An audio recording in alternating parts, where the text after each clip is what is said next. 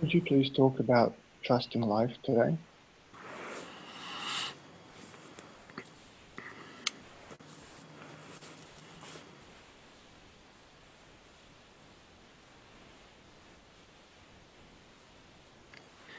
Well, most people don't trust life.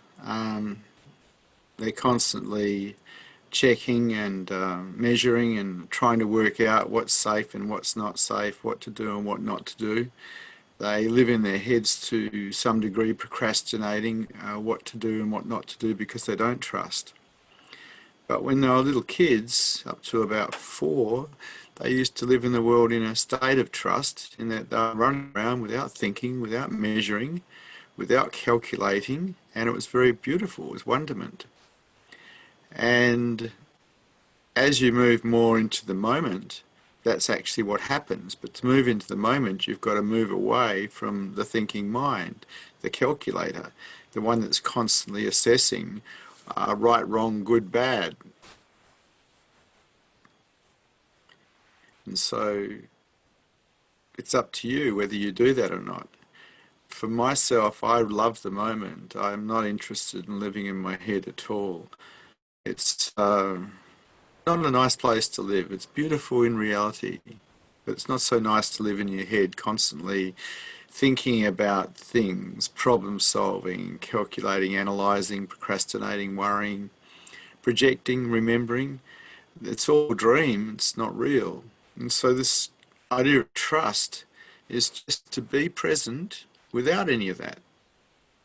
To be present to reality without any of that ongoing calculate. So the way to do that is to actually practice mindfulness. Is mindful of what is real rather than mindful. As long as you're mindful of what you think, in other words, entertaining the dream, well, that's all you're ever going to do until you die.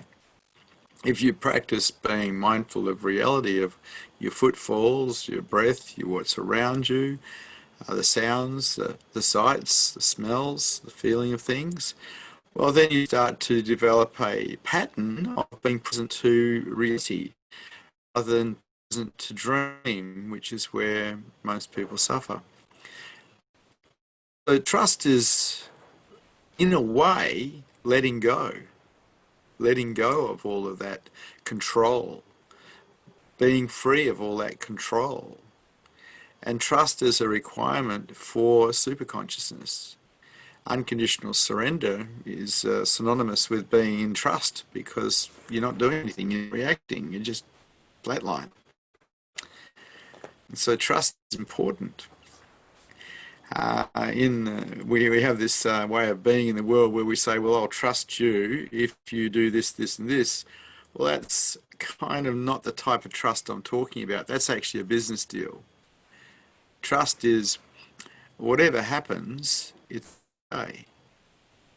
And what's more, it was meant to happen, otherwise it shouldn't have.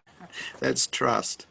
You've taken your hands off the wheel. You're not trying to control. You're just letting it all happen. Trust is very beautiful, but it's odd.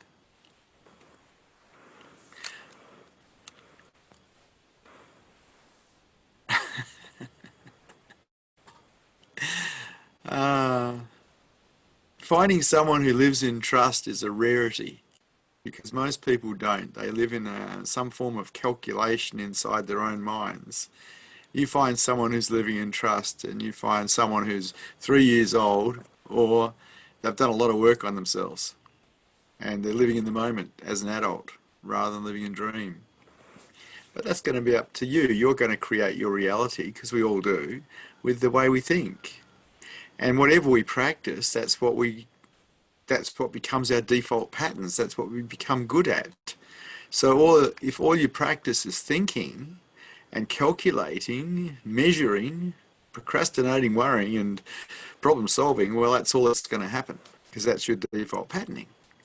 Higher consciousness is about getting out of that and into reality.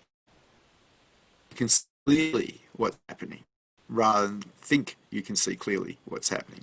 And there is a difference. So I advocate meditation, which is practicing being aware of what is real, usually the breath.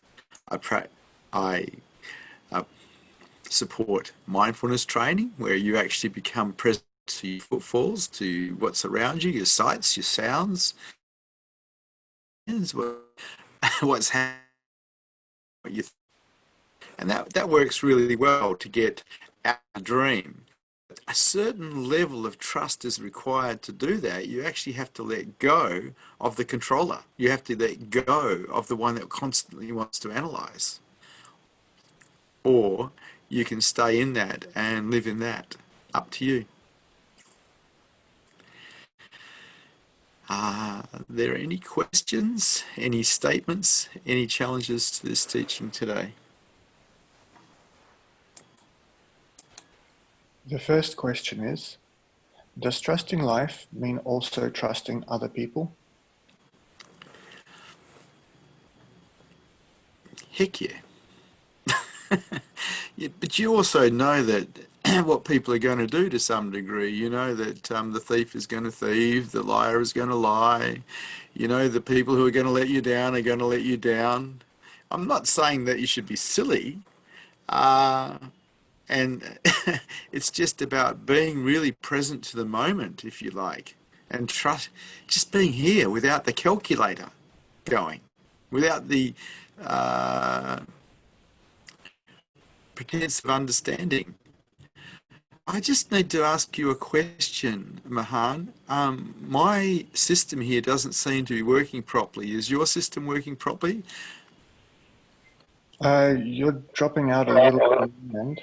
No, I can't get the attendees up or anything like that. And there came a message a little while ago before we started that someone else had signed in with my account.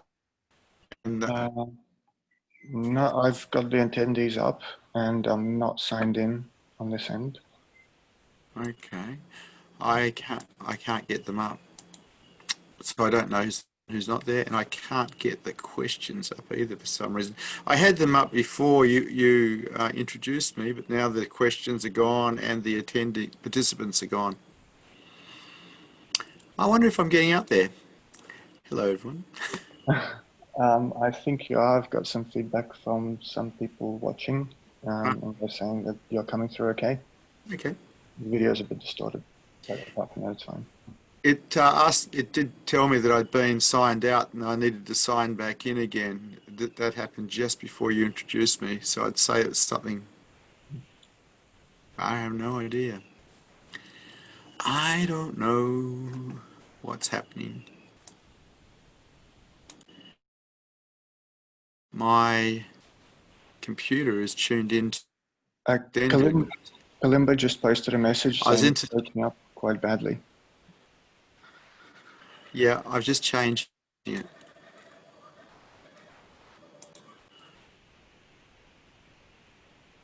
My computer decided to tune into a modem that is a long way away called Dog Extended, and now I'm 5G. Let's see if that makes a difference. I still aren't getting my attendees though. I wonder Could they what's be on happening. another screen? Oh well. Or obscured by something? No. Okay. So let's fire in the dark and just trust and see what happens.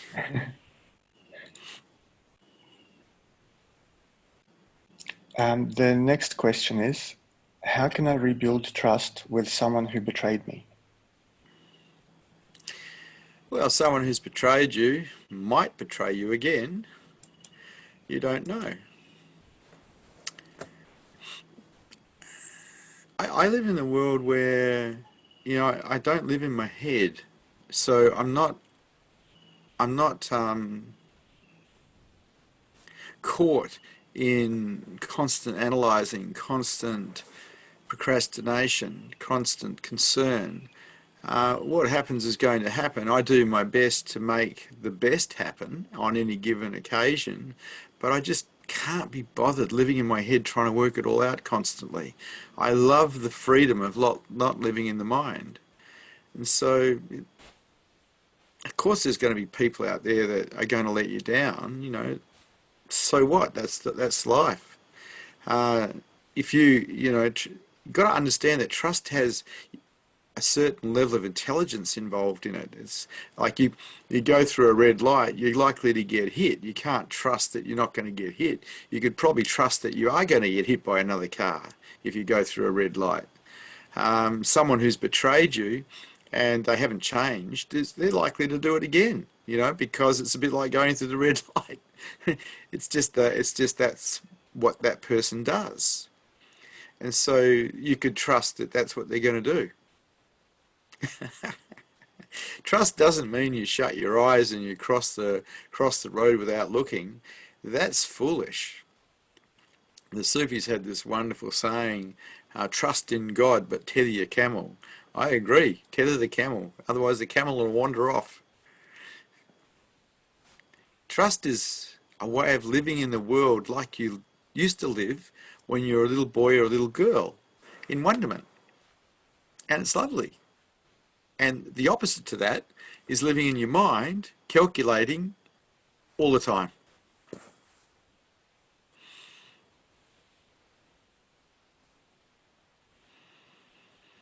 The next question is, who or what should I trust? Everything. I think I answered that question with the previous answer, actually. There's just now. This is it. There's nothing else. Just now.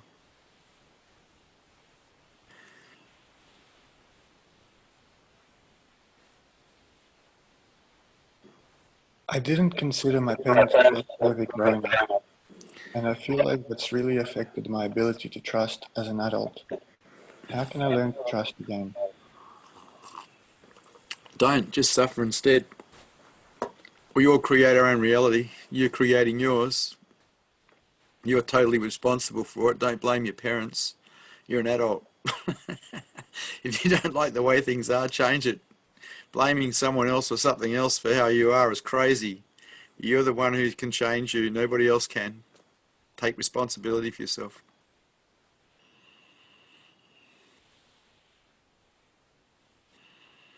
How can I let go and turn towards awareness while trusting that life will work out the way it's supposed to? Don't. Don't take the risk. Stay ignorant. Stay asleep. Your choice.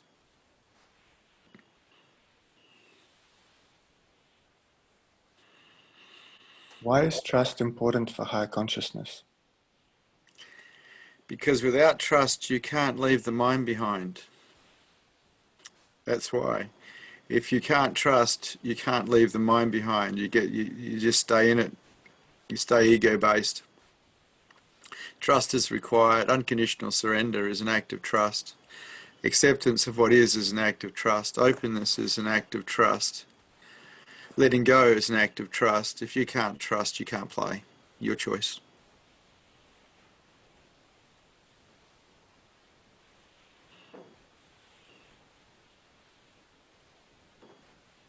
Can you explain the difference between trust and unconditional trust?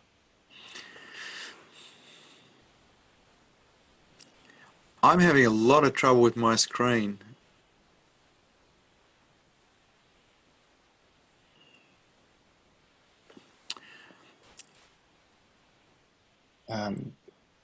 With, you mean not seeing the questions? I can't see the questions and I can't see the screen anymore either. The Satsang with Vishrant, Finding Freedom live donation sign has come onto my screen. So just, I don't know if it's working or not. Oh, it's back again. yeah, so I think I clicked something by accident. Oh, Cancel thanks. the spotlight. Sorry. So did that, yeah, so that would have, yeah.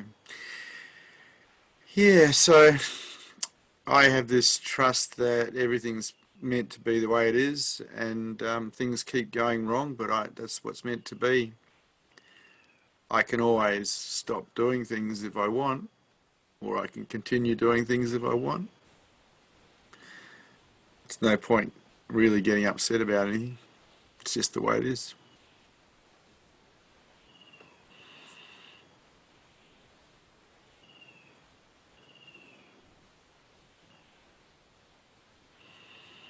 I've heard you say we can learn trust through meditation. Can you please clarify this?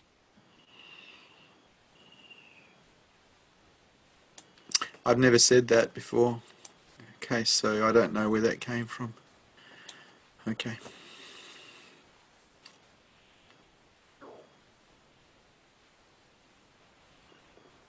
When are judgments necessary, and when are judgments a filter in perceiving reality?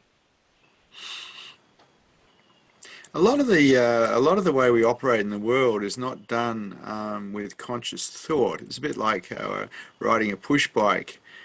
We don't make a judgment to push the pedal down harder to go faster. It just happens automatically, unconsciously, when we want to cross the road or pick up speed. And most of what we do in life as adults is pretty much like that. It's all automatic and unconscious. So it's not even a question of trust. It's a question of programming. We've all been programmed to operate a certain way, and we do. The potential for a human being is to step out of that programming and find themselves as freedom.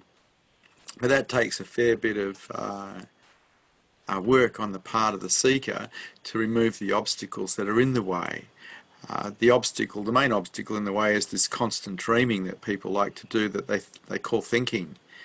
It keeps awareness locked on itself, and of course thinking is lower consciousness. It's because it's dream.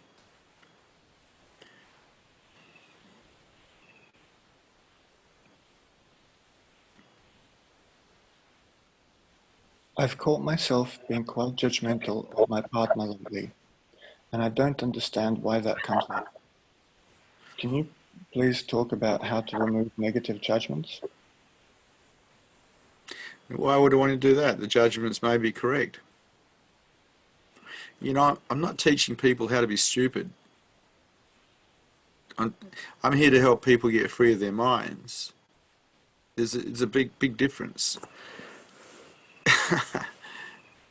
You got problems with your partner, go and see a counsellor. I'm not here to sort out people's problems with their partners. You tune in, find yourself as beingness. That's my interest.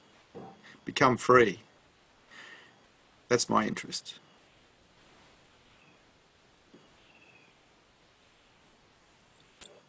Is there really nothing for you that you consider good or bad? Is everything just what is? Yep. Unless I want to go and entertain my mind, which I have no intention of doing, then we can get caught in good and bad, right and wrong. But wow, man, that's just a trip and a half.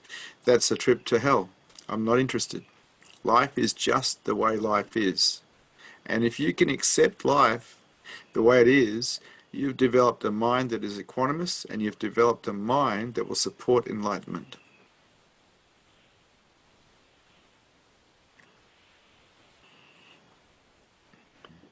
I find it hard to trust authorities and their motives. Why might this be? I have no idea.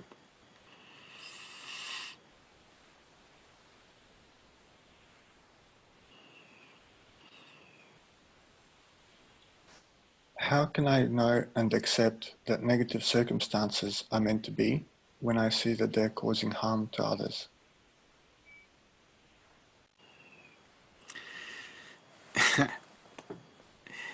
Open your eyes. The world is not a just place. It's not a fair place. There's injustices happening every moment. It's the way it is. You can not accept it if you like and create massive amount of suffering in yourself, or you can accept it and not. Your choice. But if you really want to open your eyes, you'll see massive amounts of suffering. Go down to a sheltered workshop. Go down to an abattoir. Turn on the news. The world is suffering. It's the way it is. Now you can go down the chute with that suffering by not accepting it, or you can accept it and be okay. Your choice. You're going down the chute and suffering makes no difference. It just brings more darkness to the planet.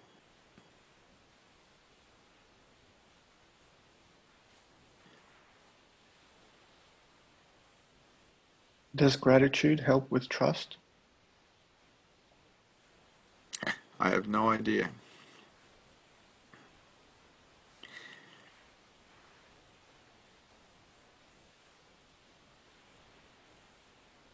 Do I need to trust in order to surrender?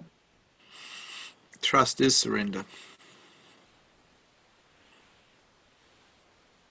Unconditional trust and unconditional surrender are the same. They're synonymous.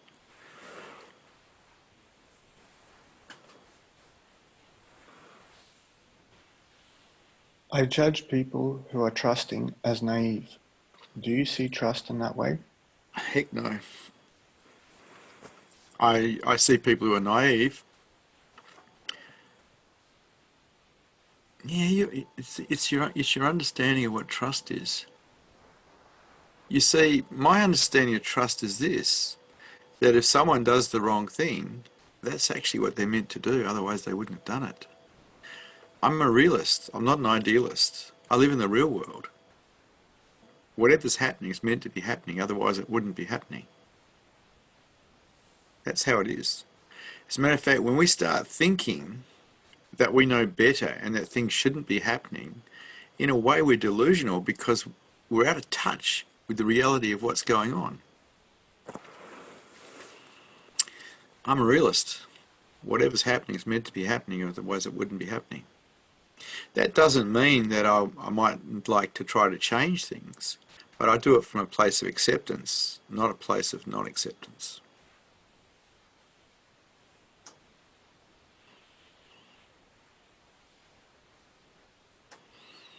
If I find myself in a situation where I'm faced with the unknown, what is the best attitude to have to remain open? Well, unless you're actually programmed to support that space, you'll just contract probably. Probably throw up fear, which is your main defense system, and contract. You see, we run true to whatever patterning's in us, and if if you've been patented to operate a certain way, that's how you're going to operate. Uh, I attempt to help people change some of their patterning, usually by removing some because it's in the way, but you're going to run true to your patterns no matter what. You want to remove the programs, it takes a fair bit of effort. If you want to change the way you are, it takes a fair bit of effort. I don't think there's any other game on this plane that is worth more than the game of higher consciousness, but that demands your effort to change things that are keeping you locked in lower consciousness, and that's going to be up to you. Nobody can do it but you.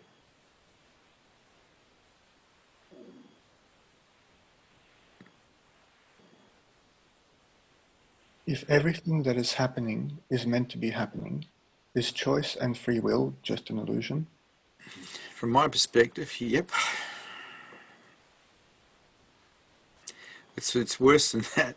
It's like you're running true to patterning that you didn't put in you because you didn't program you. Your parents did, your genetics did, your schooling did, your government did, your church did. You never programmed you. So forget fatalism. Where's your free will if you never programmed you? Who's pushing your buttons? Have a look at it. Who programmed you? Did you? I don't think so.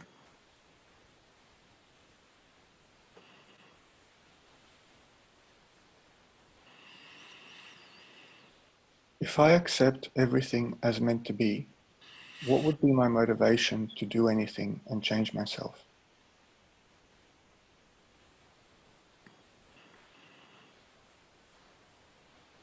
So I've been playing this game for a long, long time from a place of acceptance.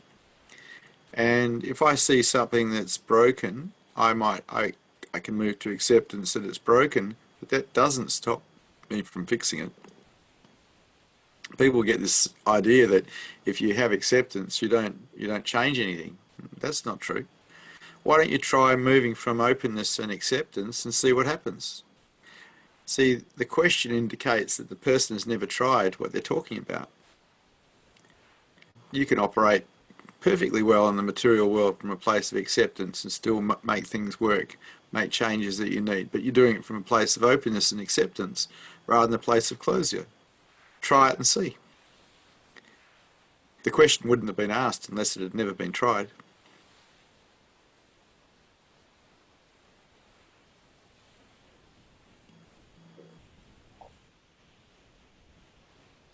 I love when you talk about life being perfection upon perfection upon perfection. How do I get to recognize that everything is perfect from a knowing instead of a mental understanding? Wake up's best. Know yourself as truth, and then you see it all. And so all the great awakened ones have said it because they're looking at it from the perspective of enlightenment. It's obvious that everything's perfect. Once enlightenment occurs, it's obvious everything is perfect. Perfection upon perfection upon perfection. That doesn't stop you from going out and helping people. Because one of the things that happens after awakening is, or before awakening, is that heart awakens. And the way that affects the mind is you just want to help everybody. There's nothing else to do. It's very beautiful. So you get to see the perfection upon perfection upon perfection, but you still try to help those who need help.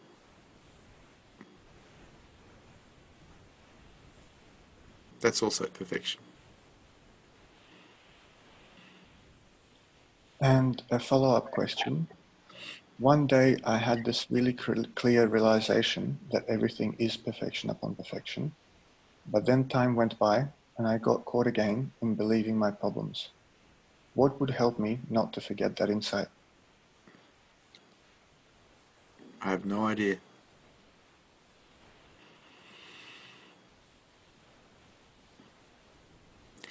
You've gone back into dream and you've forgotten reality. Find reality again. You're lost in dream.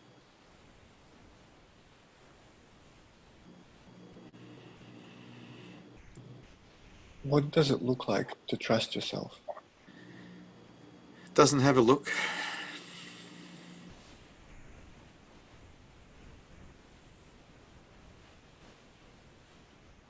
Would trust eliminate fears?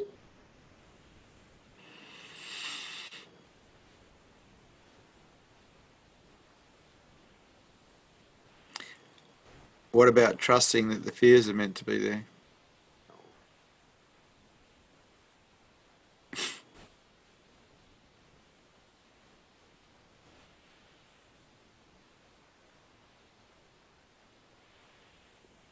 What is the importance of trust with a spiritual teacher? If you can't trust your spiritual teacher, they can't help you.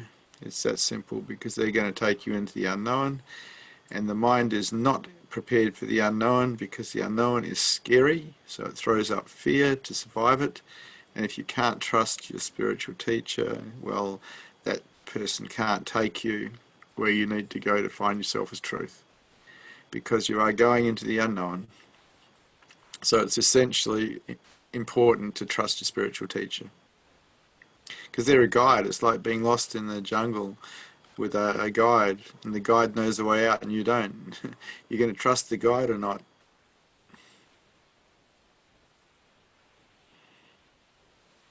Kalimba has a question. Hello, Kalimba. Hi, Vishrant. All the picture and the sound have improved again. What happened to you before? Oh, you were stopping and starting. Your picture would freeze. The assistance question would sort of go echoey. Yeah, I did that. Yeah, it's It, fine now.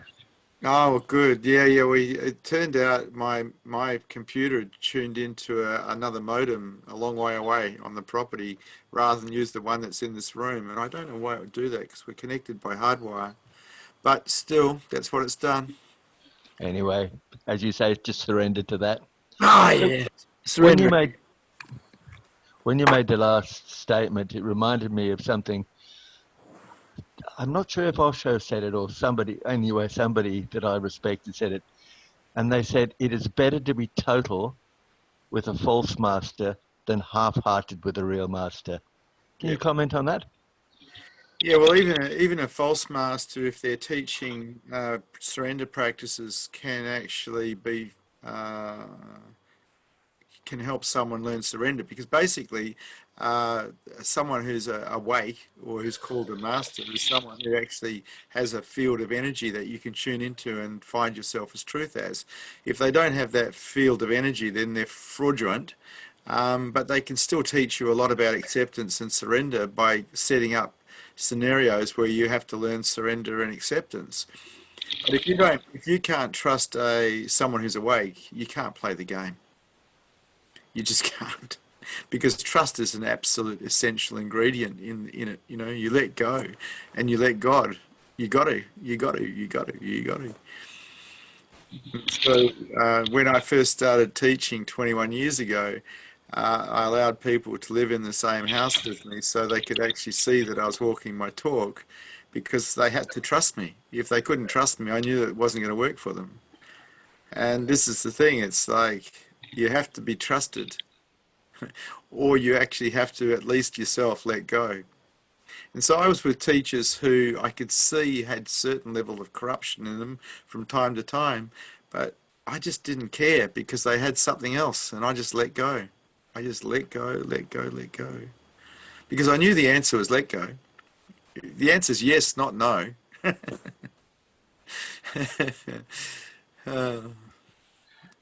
Yeah, that resonates. Thanks, Vish. Remember the song when we were with Osho, Yes, Bhagwan, Yes? Yes, I do. I never, at the time in the early 80s, I didn't understand it. I do now. You know, you want to play with someone who's awake, you got to have a yes. No's don't work. Nice talking to you, Kalimba. And you, Vish. Thanks, mate.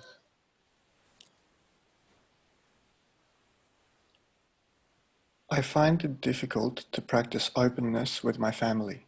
How do you stay open with your family? Well, my default pattern is to be open, so I don't have any trouble being open with anybody. I'm just always open. You see, what do you practice? What's your practice? Is your practice openness, or is your practice closure and defendedness? I practiced dropping defenses long enough until it became my default pattern to be in the world without defenses. Open. What do you practice? If all you do is practice being defended, well, that's all you'll ever be good at. And that's pretty primal. That's lower consciousness, big time lower consciousness. It's against the heart. It's against raising your consciousness levels. Openness actually counts for everything.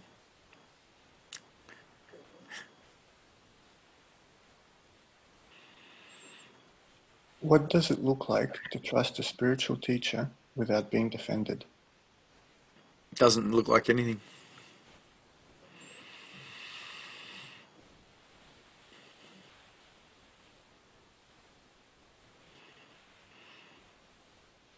When someone in authority is telling me what to do, I have a tendency to naively trust what they're saying, which sometimes gets me in trouble. How do I not just blindly trust? I think I was talking about that before, in that I allowed people to live in the same house with me so they could see if I was walking my talk. If you do get a spiritual teacher, watch them closely. See if they're walking their talk. It's important because there's a great deal of spiritual teachers out there who aren't. And someone who's not walking their talk isn't going to be able to lead you home. That's not going to be possible. Not really. Find someone who's walking their talk. Watch them closely. See how they're living. See what their lives are like. See who they take care of. Your choice.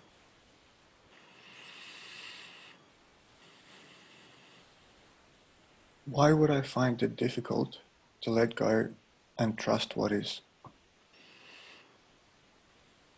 It's against survival to trust. It's against the survival mechanism because we're programmed to survive. Trust is a bit like surrender. It's not in the programming. We're basically at a primal level just primitive. We're just programmed to survive. So trust is something that we gain through the practices that lead us to higher consciousness, by learning to accept life, by learning to let go. But this is a learnt behaviour. It doesn't come with the package. It's not. It's actually against survival to trust. It really is. But then again, so is higher consciousness, and then again, so is enlightenment, and the way of the heart, also against survival. But we as human beings are intelligent enough to go beyond our survival mechanism.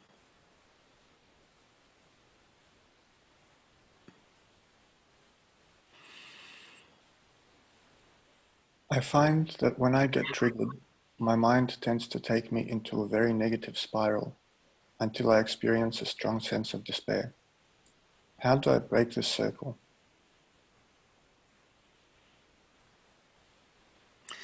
It's not a bad idea to find a counsellor who can help you with that sort of thing, because that's really a psychological question. And there's probably a lot more to it than meets the eye. There's probably some background. And so it's giving advice on that sort of thing is not a good idea. You're better off seeing someone who's qualified in psychology to talk to about that subject.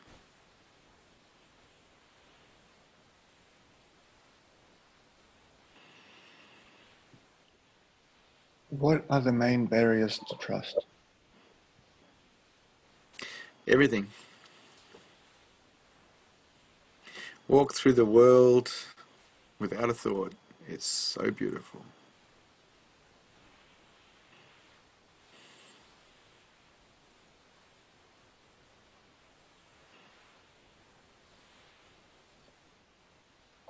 You mentioned the saying, trust in God, but tether your camel. Could you please explain that? Not really.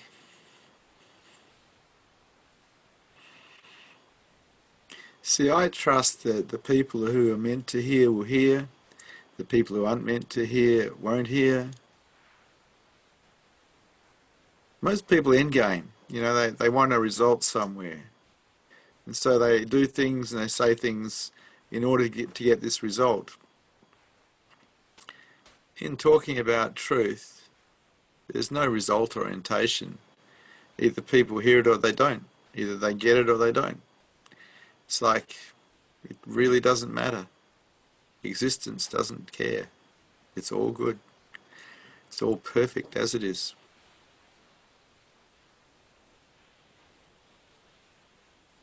Amber would like to ask a question.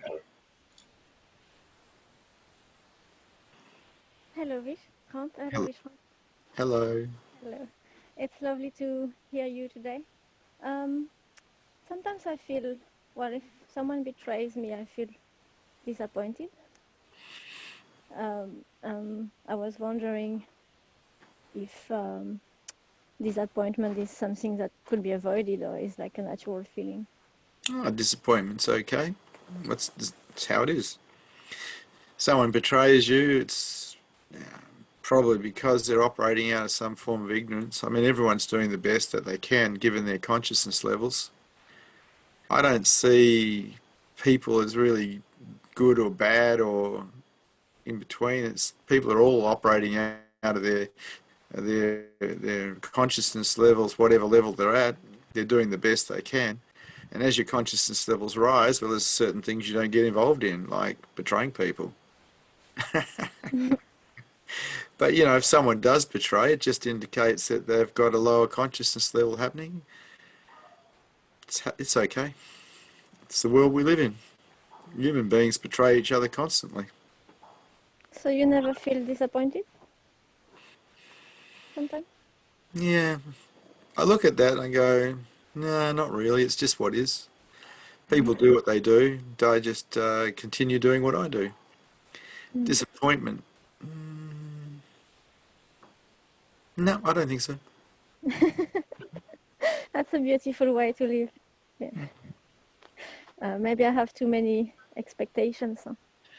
Well, expectations are all based on belief systems. I do not have a belief system that people shouldn't let me down, so I don't get disappointed because I don't have an expectation attached to that belief system.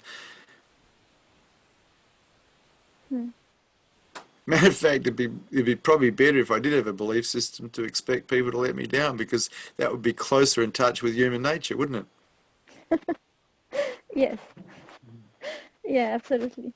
Um, I enjoy what you said about judgments as well, because I feel myself quite judgmental sometimes, and it kind of comes automatically, and I'm trying to stop it. There's nothing wrong with making judgments. As a matter of fact, without making judgments, we wouldn't be able to survive. It's just, what do you back the judgment with? Is it some kind of force? Is it some form of resistance? Because if it is, you're creating suffering for yourself. And so, like we go out at the moment in Perth and we can say it's daylight. And there's a judgment because the sun's out, but there's a judgment that it's daylight. Now, there's nothing behind the judgment, Yeah.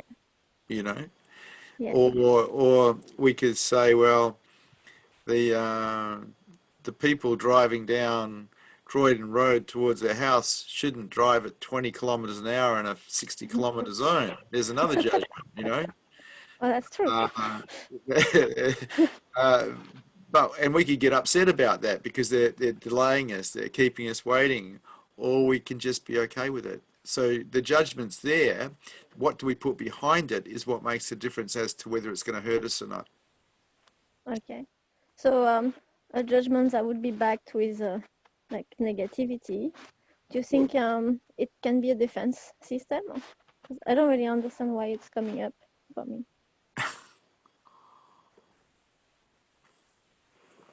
I don't know. You'd have to give me the specifics of what you're talking about, I think, and even then I might know. I don't know. It's an awful lot I don't know. As a matter of fact, I'm getting better and better every day at not knowing. Okay. No, that's good. Thank you, Vishrant. I love you very much. Love you too, Amber. Thanks.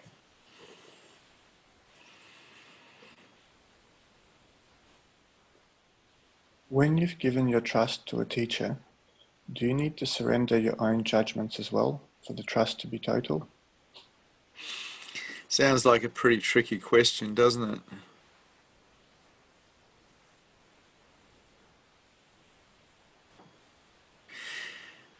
For me, what I did was I practiced what my teachers taught, and that worked because they were further ahead than me. And in practicing what they taught, I got further ahead in consciousness. It's that simple. What they did or didn't do was irrelevant to me, because really they were just like lighthouses showing me the way. And I used the light and I used the pointing, and it worked.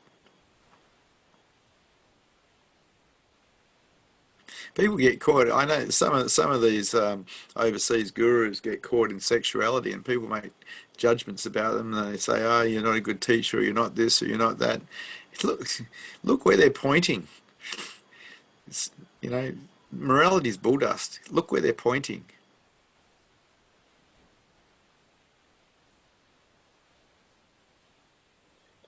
Is happiness found in acceptance?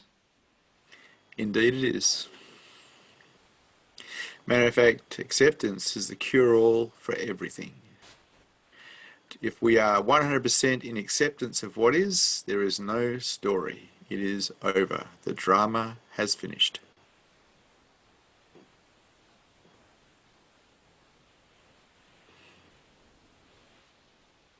When I looked into number 6 on the Eightfold Path, correct effort, the text mentioned sustaining positive states when they arise. Is this a form of control and not a practice of acceptance? I don't teach positivity because it's just teaching the mind another trick. What I do is I teach people not to be negative, and I think that will do, because human beings are naturally buoyant. You take away negativity, that's all that needs to happen. So you find yourself thinking negatively, stop it. You don't need to add positivity into it. We are naturally buoyant.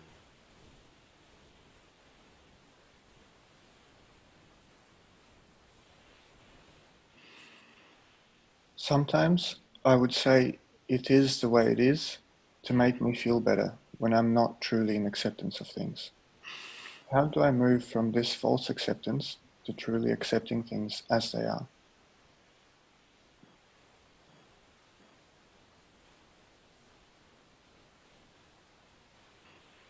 It is what it is. Yeah, that's a statement I've heard a fair bit. And yeah, it can be used as a defense system. It's true. And so you have to look inside of yourself and let go, and let go, and let go. If you're still holding anything, you haven't let go. If there's still a story, you haven't let go. Still a drama, you haven't let go. And so you need to become more conscious of the way that you're thinking. And that is done by developing a silent witness that watches the mind. Meditation affords that luxury.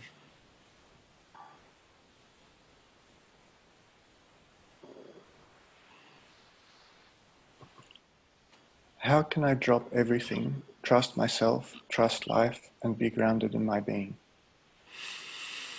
Well, why don't you try it and then get back to me and we'll see how we go from there.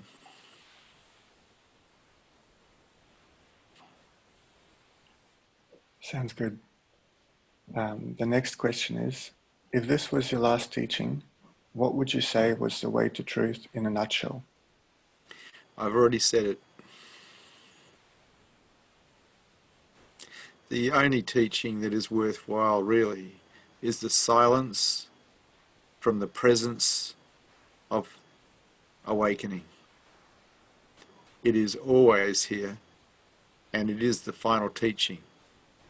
Always.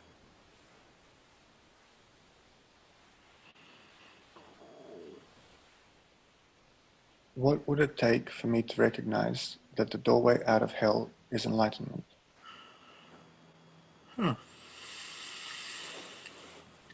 Well, you have to recognize that you create your own suffering through your desiring and through your attachments to things.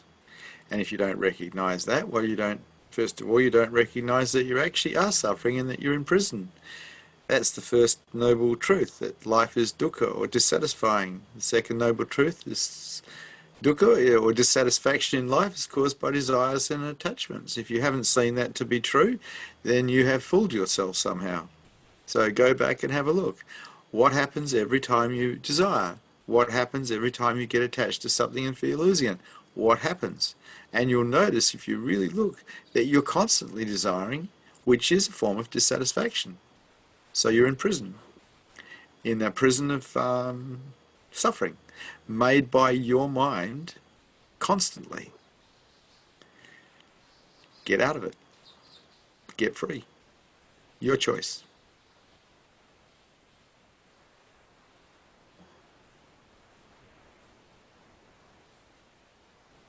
It seems that satsang is simply an invitation to experience true freedom. How can I feel the sense of peace I feel in satsang in my day-to-day life? Come to satsang more often.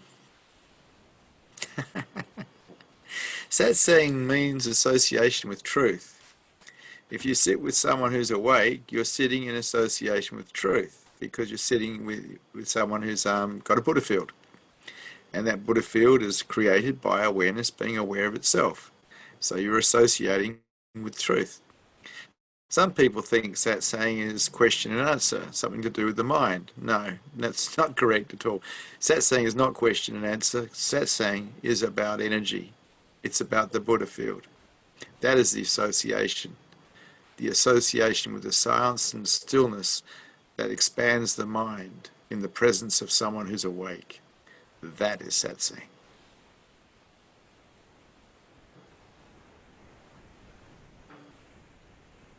How do I know that I'm not fooling myself, thinking that I've done all the work already? Well, if you're still getting caught on anything, if you're resisting anything, you haven't done the work. It's that simple. Get yourself into a relationship with someone. See if you can get through a couple of days without contracting.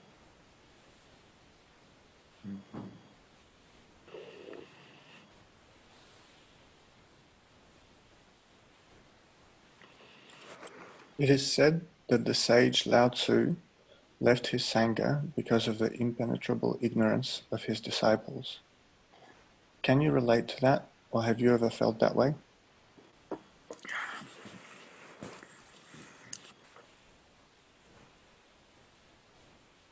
Yeah.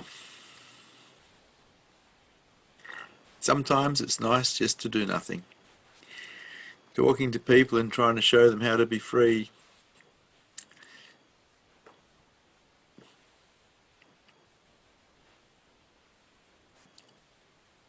Sometimes it's difficult.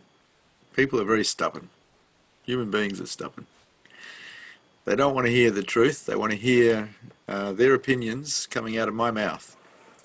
And that's not going to happen.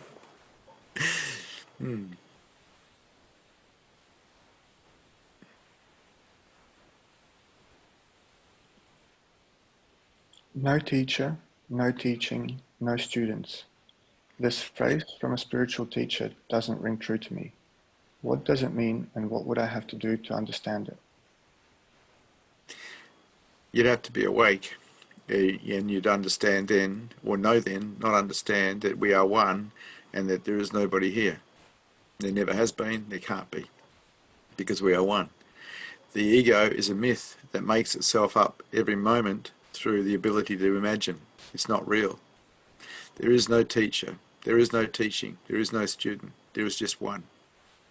But the only way to really see that, rather than just holding it as an idea, is to wake up and know yourself as truth.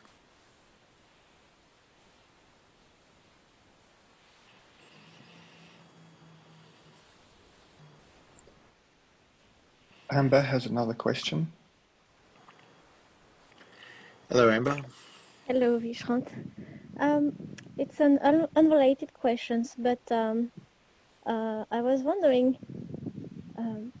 you said that collecting knowledge doesn't work, but I was wondering what to do with like Osho's videos or Osho's books or spiritual texts like Bhagavad Gita. Would you recommend to read them or listen to them anywhere? Well, they're all just arrows pointing, really. That's all they are. Quite often, spiritual texts by teachers are an invitation. You know, they're a bit like advertising. You read the book, and then the whole idea is you go and sit with the person who's awake. Osho put out a book, From Sex to Superconsciousness, sometime in the 70s, and attracted a huge crowd of hippies with that one book. And they came to India and they sat with him, and the book was very successful as an advertisement. But the book in itself is probably useless, because information doesn't raise consciousness levels, and it doesn't enlighten you. But you come and sit with someone who's awake. You sit in that presence, and you have the potential for awakening, because that energy field expands your mind and gives you an opportunity to know yourself as truth. And so most of the tapes and books and podcasts or whatever else is put out are really just advertising. Come and sit with me. Come and sit with me. Come and sit in this field of energy and know yourself as truth. Because really, anyone who's awake knows that knowledge is practically worthless. If knowledge was worth something, all the professors at universities would be awake, but they're not. It doesn't raise your consciousness levels. Okay, that's good. So I can read the Bhagavad Gita, but it's just a pointing to find a teacher, really.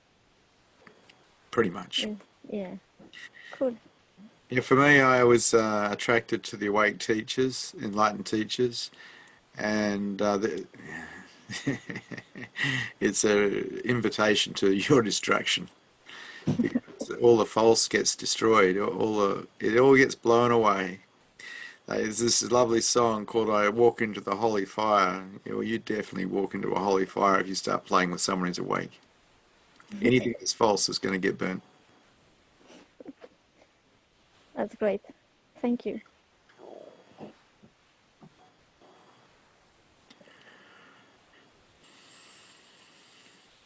What is meant by the saying, if you meet the Buddha on the road, kill him? Yeah, I have to be a little careful with this one, because I could be asking for my own death. But it's a metaphor. The Buddha that you meet on the road is a satori, a glimpse of truth that you have, a glimpse of you knowing yourself as reality instead of knowing yourself as ego. And it's sometimes referred to as meeting the Buddha on the road. The problem with that, with having a satori, is quite often people then measure everything from there forward by that satori, and that's a problem in itself, because once again you're delving into mind. And so you kill the Buddha, you let that go, you let that memory go of the satori, you stop comparing everything to that time. Otherwise you're going to be measuring everything that happens. You let go, let go, let go. Kill the Buddha on the path.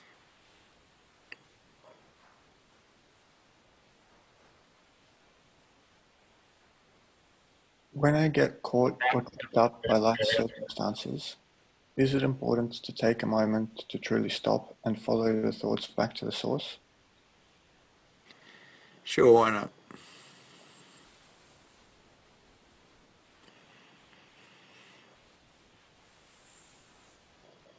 I realized that I'm quite ambitious.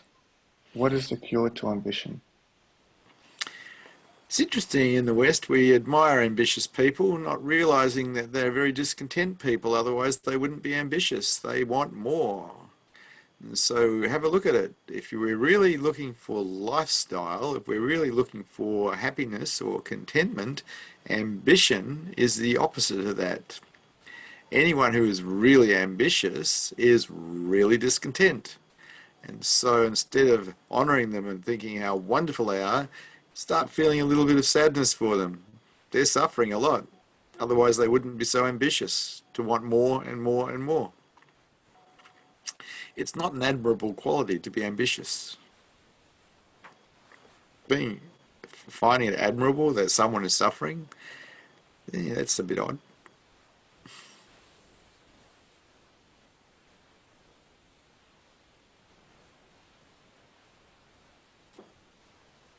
What would it take for me to stop and do nothing? Well, you could try sitting still for a while. I do that. Yeah. Meditation does the trick. It really, it's the only thing. You practice by practicing meditation. You start disciplining the mind by practicing watching the breath and becoming a witness to the mind. This is what you do. This is the way to see through the mind. This is the way to higher consciousness. It's up to you though. You're not going to get it from an answer from me. You're going to get it through your own practice. Practice is the only way. There is no other way. You're not going to be able to get some amazing insight that's going to change your life. That doesn't work. Insights are just invitations to do the work. And so you've been invited to do the work. Meditate. Thank you for satsang. Good to see you brave hearts here today.